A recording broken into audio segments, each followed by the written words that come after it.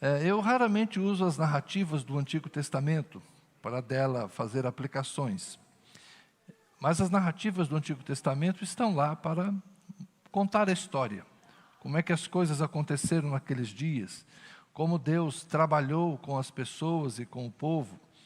E ora é a história de uma pessoa em particular, a ora é um episódio que envolve um reino. Existem histórias de guerra, existem histórias românticas, tem todo tipo de história na Bíblia, não é? E as narrativas do Antigo Testamento, elas nos permitem essas diferentes aplicações. Por isso que os pregadores gostam de usá-las.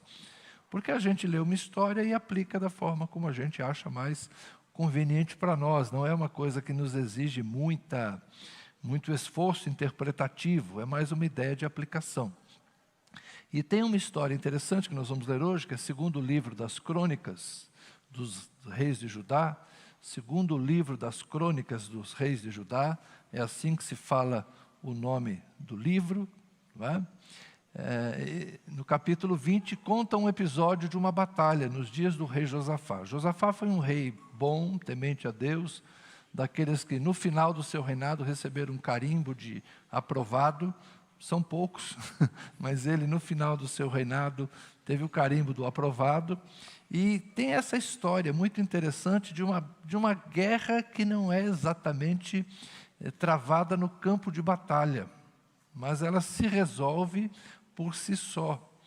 E neste episódio desta conflagração do reino de Judá contra 3 reinos vizinhos, o que Judá fez foi apenas ir ao campo de batalha para ver o que o Senhor ia fazer.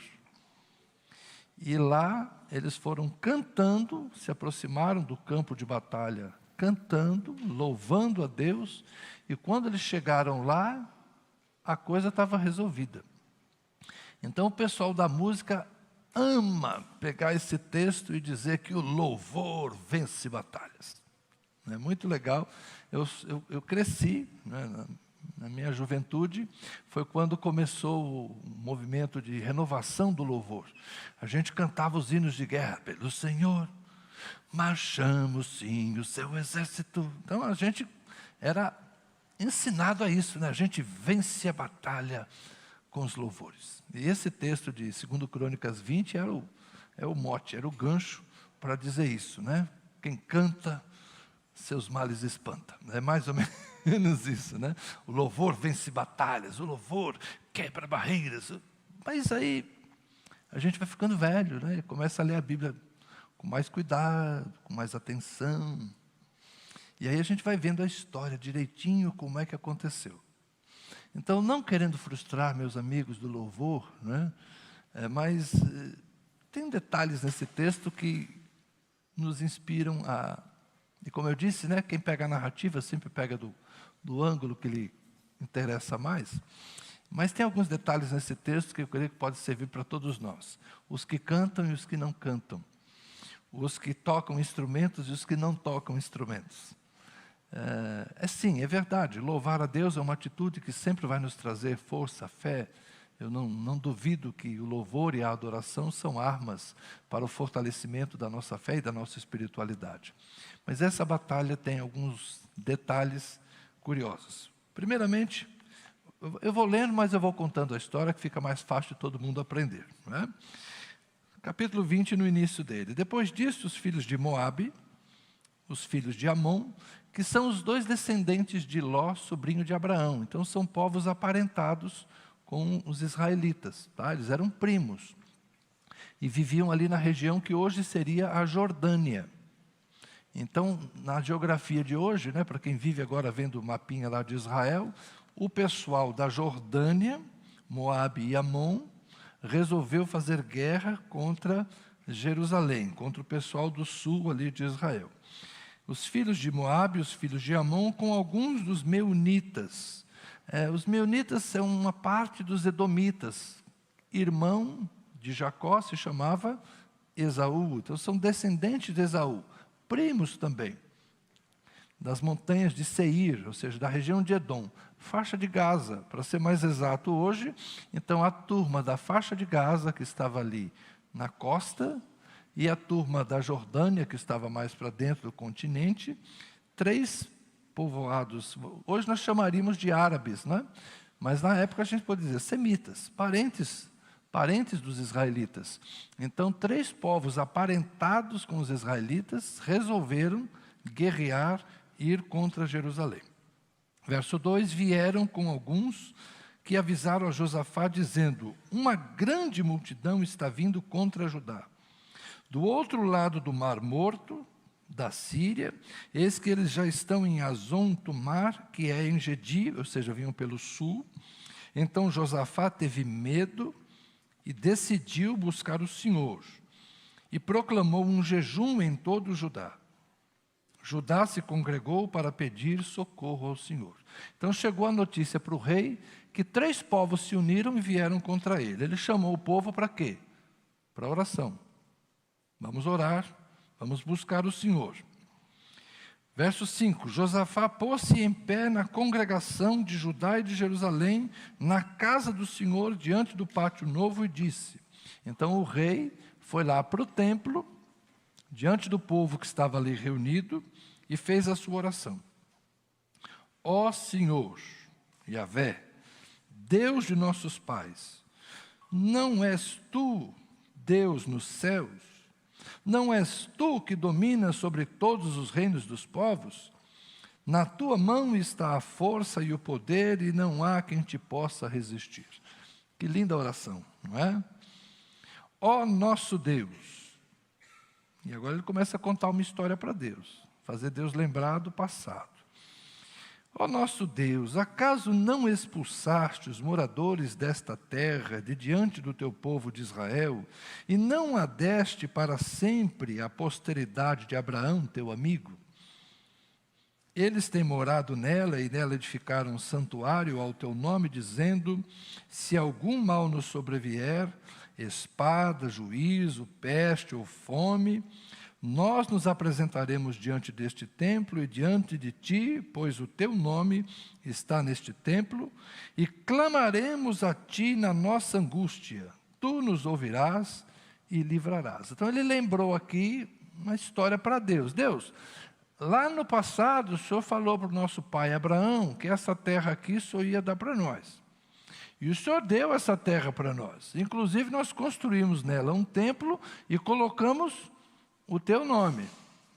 Mais ou menos assim, nós fizemos a nossa parte. Nós já reconhecemos que o Senhor nos deu essa terra, e nós construímos nesta terra um templo em honra ao Senhor. Tu és o Deus dessa terra. Então nós somos o povo que o Senhor pôs nessa terra, e o Senhor é o Deus dessa terra. O templo que leva o teu nome está aqui, não é? E aí, 1 Reis capítulo 5, a oração lá de Salomão, ou 2 Crônicas 7,14, se o meu povo que se chama pelo meu nome, Josafá está lembrando a Deus o seguinte, e ficou combinado uma coisa, né? Se a gente tivesse aqui uma guerra, uma peste, uma fome, nós viríamos nesse templo e clamaríamos o Senhor.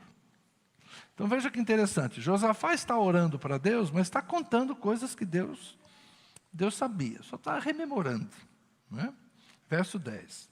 E agora, eis que os filhos de Amon, de Moabe e os do monte Seir, que são os descendentes de Esaú, cujas terras não permitiste a Israel invadir quando vinham da terra do Egito, mas deles se desviaram e não os destruíram, eis que eles estão nos recompensando assim. Estão vindo para nos expulsar da tua propriedade que nos deste em herança. Olha a inteligência da oração de Josafá. Quando nós, israelitas, saímos do Egito, éramos muitos. Eles eram poucos. E o Senhor, naquela época, não nos deixou guerrear com eles. Essa é a história lá dos dias de Moisés, tá bom, gente? É muito tempo lá atrás. Então Israel se desviou de Moabe, de Amon, de Edom, porque Deus disse para eles, são teus primos, são teus parentes, não guerreiem com eles, contornem a terra deles, não façam guerra com eles. E depois eles tomaram posse da terra de Canaã. Josafá está lembrando a Deus, lá atrás, Senhor, o Senhor não deixou a gente lutar com eles um de cada vez. O Senhor não deixou a gente, quando nós éramos muitos, eles eram poucos, o Senhor não deixou a gente enfrentá-los. Nós os deixamos em paz. E agora eles nos recompensam assim. E eles se unem e vêm todos contra nós. Agora nós somos poucos e eles são muitos. E olha a inteligência, né? Eles estão querendo nos expulsar da tua terra. Josafá sabe orar. Ele sabe falar com Deus, né? Eles estão unidos aqui para nos expulsar da tua terra que o Senhor nos deu. Verso 12, ó nosso Deus, acaso não executarás o teu juízo contra eles? Porque em nós não há força para resistirmos a essa grande multidão que vem contra nós. Não sabemos o que fazer, mas os nossos olhos estão postos em ti. Esse cara era realmente temente a Deus e sabia orar. Soube conversar com Deus. Expressou a sua fé, expressou a sua confiança no Senhor e estava dizendo a Deus, eu não tenho como resolver essa situação, eu não sei o que fazer. Num português contemporâneo, ele diria mais ou menos assim, Deus, esse problema não é meu. Porque lá atrás nós podíamos ter resolvido isso, mas o Senhor não deixou. Então, como a gente não resolveu lá atrás, quando a gente era muito, eles eram poucos, agora esse problema, Senhor, é teu. É mais ou menos isso, a oração de Josafá. Verso 13, todos os homens de Judá estavam em pé diante do Senhor. Olha que bonito, né? O povo estava lá, o exército inimigo está vindo, o rei convocou, eles foram para a praça ali do templo, estavam ali reunidos. Verso 13, em pé diante do Senhor com suas crianças, as suas mulheres e os seus filhos. Olha o apelo emocional. Olha como é bom saber falar com Deus, né? Eles vão com mulheres e crianças para a presença do Senhor. E aí, Deus? Estamos aqui, Deus. Homens, mulheres, crianças, o povo todo. O povo diante do Senhor. Verso 14. Então, no meio da congregação, o Espírito de Yahvé veio sobre Jaaziel, filho de Zacarias, filho de Benaia, filho de Jeiel, filho de Matanias, levita dos filhos de Asaf. E Jaaziel disse, escutem com atenção. Quem é que está falando? É um levita, mas está cheio do Espírito do Senhor. Escutem com atenção todo Judá, moradores de Jerusalém e rei Josafá. Assim diz o Senhor, não tenham medo nem se assustem por causa desta grande multidão, pois esta batalha não é de vocês, mas de Deus. Amanhã vocês irão ao encontro deles. Eis que eles virão pela ladeira de Ziz, e vocês os encontrarão no fim do vale, em frente do deserto de Jeruel. Deu o mapa, a rota da batalha, deu o lugar onde eles deveriam se encontrar. Nesse encontro, vocês não precisarão lutar. Tomem posição, fiquem parados, e vejam a salvação que o Senhor lhes dará, ó Judá e Jerusalém. Não tenham medo, nem se assustem, amanhã saiam ao encontro deles, porque o Senhor está com vocês. Então Josafá se prostrou com o rosto em terra, um rei que se curva, que se humilha, põe a sua cara no pó. E todo Judá e os moradores de Jerusalém também se prostraram diante do Senhor e o adoraram. Os levitas dos filhos dos coatitas e dos coraitas se levantaram para louvar o Senhor, Deus de Israel, em voz bem alta. Então veio uma palavra de Deus sobre o que fazer, e eles adoraram a Deus. Deus falou, estarei com vocês, vão para este lugar que eu estou orientando, e lá vocês vão se posicionar e esperar para ver o que eu vou fazer. Verso 20, na manhã seguinte, levantaram cedo, e aí são só os homens, tá, gente? Mulheres e crianças ficaram em Jerusalém. Na manhã seguinte, levantaram cedo e foram para o deserto de Tecoa. Ao saírem, Josafá se pôs em pé e disse: escutem, povo de Judá e moradores de Jerusalém. Creiam no Senhor, seu Deus, e vocês estarão seguros. Que lindo, não é? O que é um rei temente a Deus, não é? Que diferença faz? É por isso que o salmista vai dizer que o povo é feliz quando o rei teme a Deus. Mas isso aqui é um rei que teme a Deus. Povo de Judá, moradores de Jerusalém, creiam no Senhor seu Deus e vocês estarão seguros. Creiam nos profetas do Senhor e vocês serão bem-sucedidos. Ou seja, Josafá estava confiando na palavra que veio pela boca de um profeta, onde? No meio da congregação. Congregação, gente, é o mesmo nome que vai se usar para a igreja no Novo Testamento.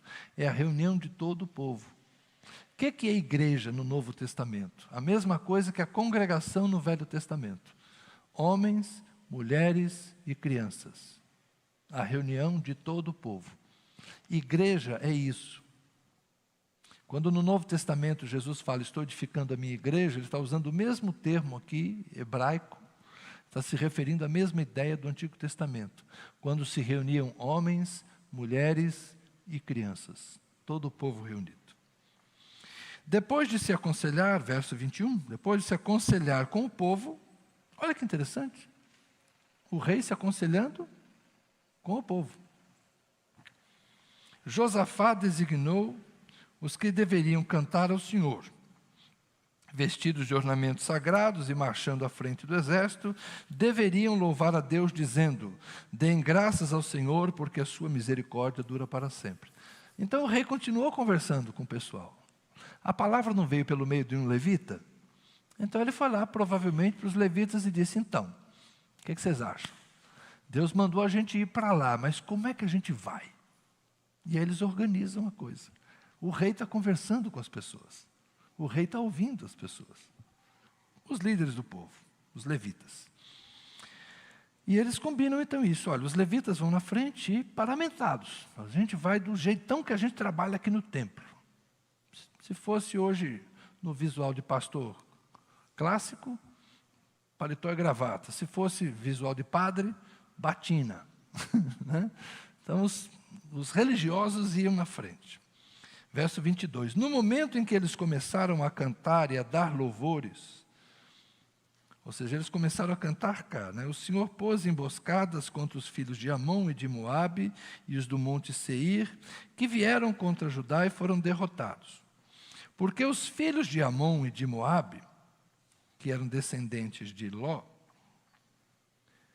se levantaram contra os moradores do monte Seir, os descendentes de Esaú, para os destruir. Atacaram e destruíram-se uns aos outros. Eram 3 vindo contra 1. Bom, só que aí, dos 3, 2 começaram a bater em 1. Quando os homens de Judá chegaram ao lugar alto, onde se pode olhar para o deserto, estou no verso 24 agora, procuraram ver a multidão. E eis que somente avistaram cadáveres estendidos no chão. Não havia nenhum sobrevivente. Ou seja, aqueles 3 povos começaram a brigar entre si. Primeiro Moabe e Amon contra Esaú, ou Monte Seir, e depois Moabe e Amon entre si. Se mataram-se, para ser bem redundante. Como estou falando de 3, né? Acho que cabe. Se mataram-se.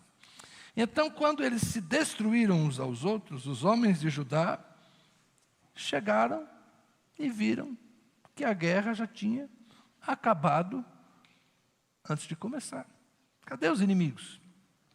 Não há mais inimigos. Verso 25, Josafá e o seu povo foram saquear os despojos e acharam entre os cadáveres riquezas em abundância e objetos preciosos. Pegaram para si mais do que podiam levar e gastaram 3 dias para saquear o despojo de tanto que havia. Bom, o que quer dizer isso aqui, né? O resto de guerra, gente, naquela época, não pense que Ferro era fácil de achar igual hoje, né? As pessoas tinham muita dificuldade para conseguir metal, para conseguir couro. Então, o despojo aqui, gente, é o seguinte, ó, que sandália boa esse cara está calçando aqui, acho que é meu número, leva. Que couraça de couro legal, leva. Que espada de ferro legal, leva. Que escudo interessante, leva. Sucata de guerra. Hoje nós chamaríamos de sucata, mas naquela época você ter uma arma de ferro era algo interessante. Então percebam que essa é uma guerra, tá bom de história, essa é uma guerra interessante. Foi ganha na cantoria? Lendo melhor o texto, a gente percebe que não. O cântico não foi o segredo da vitória. O segredo da vitória foi a conversa com Deus. Foi a maneira como os fatos foram se apresentando e como a história foi contada entre homens e Deus.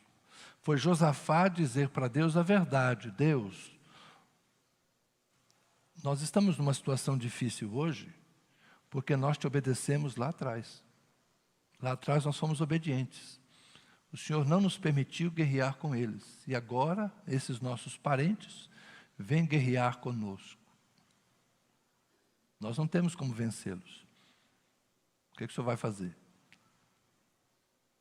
E quando Deus responde, essa guerra não é de vocês, essa guerra é minha. É uma coisa interessante, não é? Então tem a ver não exatamente com o fato deles terem cantado, mas tem a ver com o fato de como a história se apresentou. A realidade dos fatos e uma boa leitura dos fatos. Então Josafá soube ler o que estava acontecendo, entender o que estava acontecendo, e soube falar com Deus, com clareza. E Deus respondeu com justiça, com poder, com graça, com sabedoria. Deus faz a parte dele. Como eu disse, as narrativas para nós pregadores são maravilhosas, porque a gente faz a aplicação que a gente acha mais interessante. Eu quero dizer algumas coisas poucas para vocês essa manhã. A primeira lição é a mesma que o treinador de Muhammad Ali, Cassius Clay, um pugilista extraordinário do passado, ouviu do seu treinador, um conselho que ele ouviu do seu treinador. Cassius Clay já estava envelhecendo, ele era muito autoconfiante e ele estava fazendo muita luta com qualquer um. Então o seu treinador disse assim: keep your fight, escolha suas lutas. O boxe, o pugilismo, tem também a sorte. Qualquer hora, um desses qualquer que você fica lutando por aí, tem a sorte de um soco, e você pode ser derrotado por alguém que não é nada. Escolha com quem você luta, não lute com qualquer um. Interessante, né? Um conselho de pugilismo, mas é um conselho que se espalhou aí pelo mundo. Muita gente já viu isso aí. Keep your fight, escolha suas lutas. O primeiro conselho que eu quero te dar é esse. Tem guerras, tem lutas que são nossas. Tem lutas que não são. A igreja não tem que entrar em luta que não é dela. Tem lutas que são de Deus. Tem lutas que são dos homens. Tem lutas que são nossas. Mas tem lutas que são dos outros. Não entremos em batalhas que não nos pertencem. Se entrarmos numa guerra que não é nossa, não ganharemos nada. Perderemos. Então, não entre em batalhas que não são suas. O que eu quero dizer isso na prática da sua vida? Você trabalha numa empresa, tem lá uma situação que não te diz respeito, é de uma outra área, de uma outra coisa, e você fica lá, isso não está certo, meu Deus, isso não está certo, olha o que estão fazendo com a copeira, o que estão fazendo, não sei o que lá, tal. Cuidado para não se meter naquilo que não te pertence. Alguns aqui de nós que somos mais velhos poderiam contar alguns exemplos aqui. Se fosse uma roda de conversa, alguns poderiam dizer, eu uma vez fui fazer isso aqui, eu fui tomar partido de não quê, eu fui tentar resolver não sei o que lá. Então, no trabalho, às vezes, a gente se envolve em coisas que não nos dizem respeito. Em casa, tem coisa que é dele, tem coisa que é dela, tem coisa que são dos filhos. Não tente resolver as guerras dos seus filhos. Não tente viver a vida dos seus filhos. Seus filhos têm que enfrentar as batalhas deles. Papai e mamãe que resolvem todos os conflitos dos filhos, às vezes, acabam tornando os filhos o quê? Inseguros e dependentes. Dependentes. Então, a gente tem que, às vezes, deixar os filhos travarem as batalhas deles, para que eles ganhem musculatura, para que eles ganhem experiência, para que eles aprendam a resolver seus problemas. Filhos, em briga de marido e mulher, cuidado, né? Tem hora que o filho tem que falar, estou saindo. São seus pais. Tem hora que é bom, eu tive momentos, eu filho pastor, tinha pai e tinha mãe. Tinha dia que eu tinha que conversar com a minha mãe, tinha dia que eu tinha que conversar com meu pai. Eu fiz certas mediações. Às vezes o filho ajuda o pai e a mãe a chegarem a um acordo. Assim, mas tenha certeza que Deus está colocando você ali, é uma oportunidade, é própria, adequada. Eu estou dando exemplos bem radicais, né, vamos dizer assim, mas cotidianos. Então, briga de vizinho, briga de condomínio, briga de trânsito dos outros. Pensa bem, cuidado. Às vezes nós precisamos ir lá pacificar, acalmar, evitar que uma coisa pior aconteça. Eu tenho um instinto de me meter, é instintivo. Eu diria que é inerente à minha função de vez em quando, né? Mas a gente tem que ter cuidado.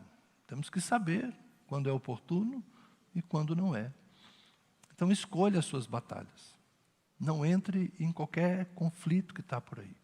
E pensando em igreja como instituição, nós devemos sempre saber exatamente quais são os nossos limites e a que Deus nos tem chamado para batalhar, tá bem? Nós temos visto que nos Estados Unidos, de novo, a religião está muito casada com a política. E tudo indica que daqui a 2 anos nós vamos ver o mesmo movimento aqui de novo. Nós vamos ter de novo o mesmo marketing político envolvendo a religião. Não duvidem, vai acontecer de novo. Assim como aconteceu há 4 anos aqui, há 6 anos lá, aconteceu de novo agora. Vão transformar de novo uma escolha política numa eleição religiosa. Esse não é nosso campo de batalha. Não é aí que nós fomos chamados para atuar. Não é uma guerra espiritual. É uma guerra política, é uma guerra de narrativas, é uma guerra, enfim, tentando cooptar eleitores. Vamos ficar fora dessas coisas. Vamos nos manter na nossa posição. Então, o primeiro conselho é esse. Escolha bem suas batalhas. Espero que nós, como liderança da igreja, tenhamos essa sensibilidade também, de nos posicionarmos com vocês. Fazer o que Josafá fez, chamar a congregação e juntos tomarmos as nossas decisões. Mas eu pretendo agir sempre como agiu aqui Josafá. Foi lá falar com Deus, chamou os líderes do povo, ouviu o povo orou junto, buscou o Senhor falou, e aí está tudo certo. A gente acredita no que Deus fala por meio dos seus profetas. Sejam eles quem forem, a quem o Senhor levantar, a quem o Senhor confiar a sua palavra. Que a gente se mantenha assim.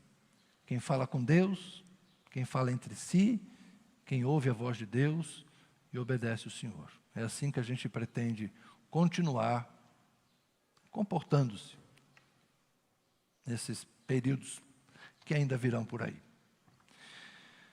Mas além de escolher as suas batalhas, não é? Eu queria também te dar um segundo conselho baseado nessa narrativa aqui de Josafá. Aprenda a confiar em Deus enquanto Deus está trabalhando. Não pense que Deus está alheio aos processos da história.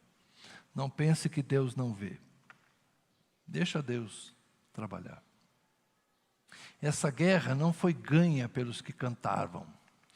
Essa guerra foi ganha pelo Senhor. Foi Deus quem dizimou os inimigos de Judá. Foi Deus que dizimou os inimigos que vinham contra Jerusalém. Esta guerra da Bíblia aqui era uma guerra santa. As guerras de hoje nem sempre podemos dizer que são guerras santas. Deixa Deus. Deus sabe o que faz. Deus sabe o que faz. Simplesmente a gente se posiciona em oração, em gratidão, com fé, com serenidade, e veremos o que Deus quer fazer. Nós estamos vendo de novo, né, esses conflitos no Oriente Médio. Israel, gente, nunca teve paz. Não é só na época da Bíblia, é depois da Bíblia. Lá vai ter guerra o tempo todo, lá não vai terminar. A animosidade no ventre de Rebeca estava lá. Quando Rebeca estava grávida, já havia briga lá dentro, né, do seu ventre. E Deus disse, são 2 povos que estão aí. E eles vão brigar. A animosidade entre Agar e Sara, que é também a animosidade entre Isaque e Ismael, vai permanecer. São todos irmãos. Quando se fala de antissemitismo, não se pode ignorar que os árabes também são semitas. Todos eles descendem de Abraão. É uma briga de irmãos. E eles vão brigar até o fim. Não deixarão de brigar. Não tome partido. Nenhum deles ali é melhor ou pior aos olhos de Deus. Todos eles são amados por Deus. Todos são descendentes do mesmo Abraão que Deus abençoou até a 1000ª geração. E se você considerar uma geração a cada 20 anos, tem muitos anos ainda de bênção para eles gastarem.